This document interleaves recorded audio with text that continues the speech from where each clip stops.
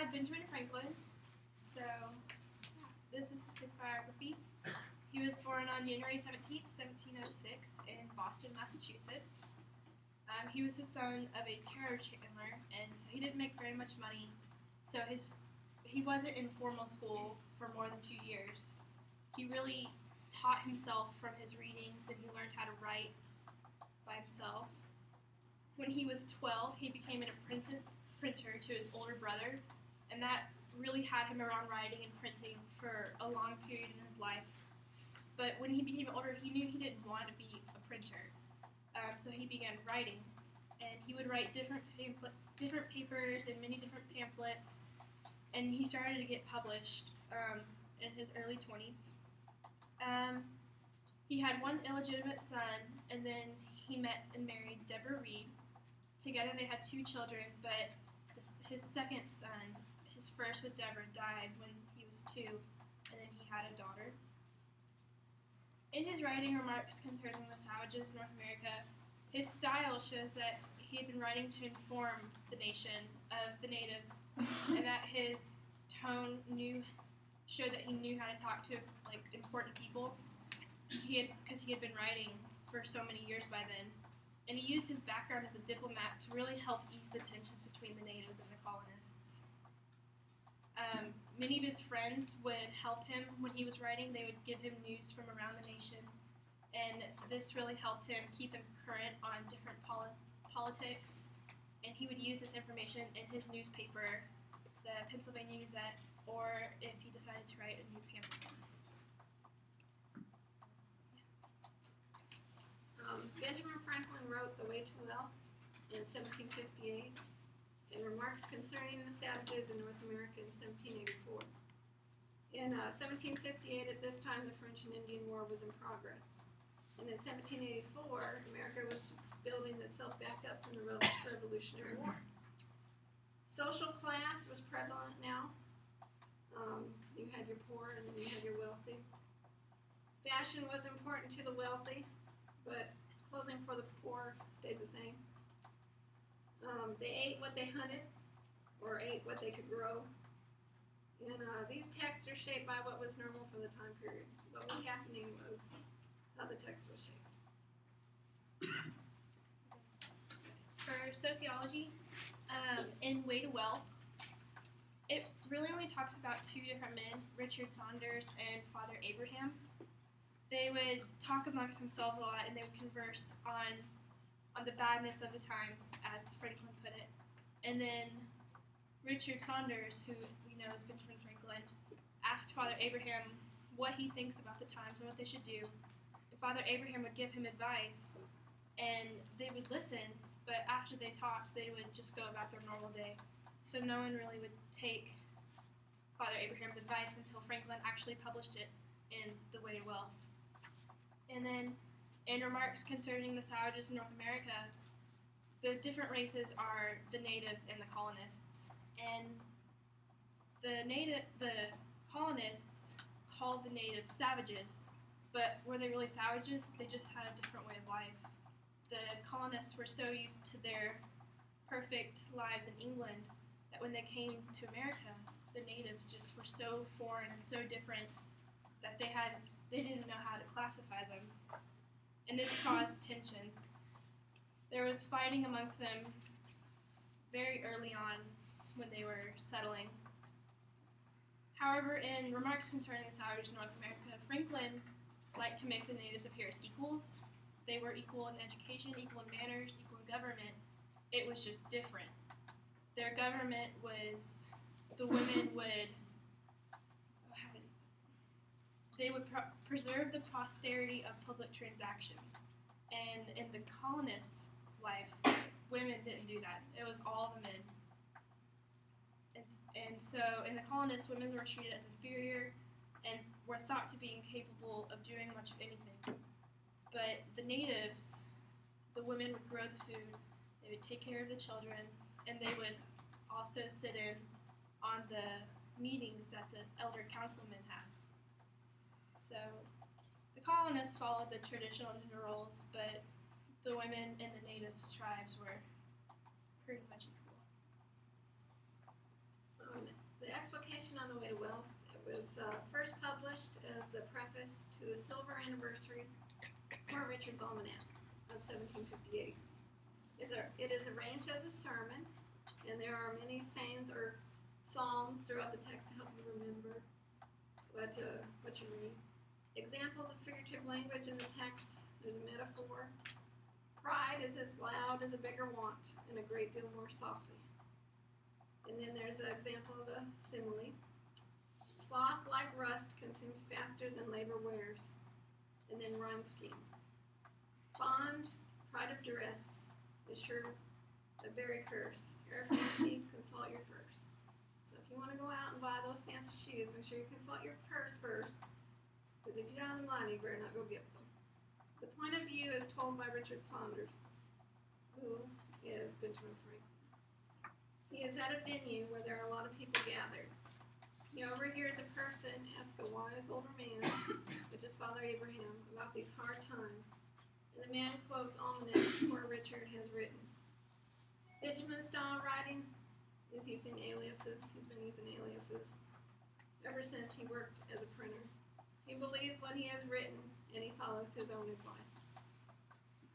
And then my explication remarks concerning the savages in North America is he organized it very well. He strategically moved through each of his points that he wanted to talk about to the colonists, about how the natives weren't really savages, that they were just different. And he also uses point of view to show how the Americans treat the natives and that they were wrong. And he tried to show the natives through their point of view to show how they felt about being treated by the colonists. He's very sarcastic throughout remarks concerning the savages in North America. He uses the sarcasm to keep the savages from seeming better than the colonists because he tries to show them in that different light, but at the same time he uses it to show that the savages do sometimes have better ideals and better practices than the colonists. He really develops a new style of writing that entertains the reader but also informs them at the same time. He uses maxims in part of the sermon, and such as, "It is a spirit that perhaps has smelt our boiling venison and wishes to eat of it." And he also uses different characters with different significance. The natives are the main characters in the text, and Franklin compares them to the colonists in order to show the differences. And the connector.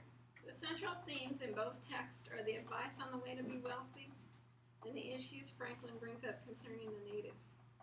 The way to wealth is connected to Poor Richard's Almanac and the current Farmer's Almanac. This almanac gives long-range weather forecasts to help people plant their crops, or it gives information such as your horoscope depending on what your sign is.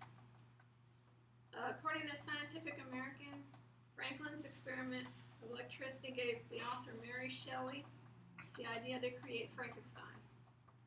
Also, Benjamin Franklin Gates is the character Nicolas Cage portrays in the movie National Treasure. He steals the Declaration of Independence, which has a map on the back of it, to find a treasure. Both of these texts merit inclusion into early American literature. And we have a video to show you. And National Treasure was on this past weekend. Yeah.